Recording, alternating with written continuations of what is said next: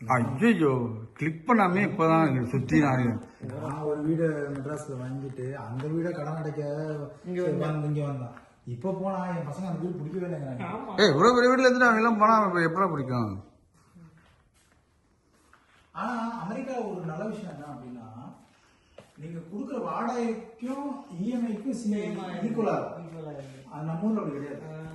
நம்ம ஊர்ல நீங்க வாடகை 15,000 20,000 வாடகை கிடைக்கும். இஎம்ஐ 50,000 மினிமம் 50,000 இருக்கும். கண்டிப்பா நம்ம ஊர்ல வாடகை இன்னொன்னு தெரியுமா, இன்னொன்னா நம்ம இஎம்ஐ கட்டி முடிக்கிற அந்த 15 வருஷத்துக்குள்ள நம்ம இஎம்ஐ கட்டி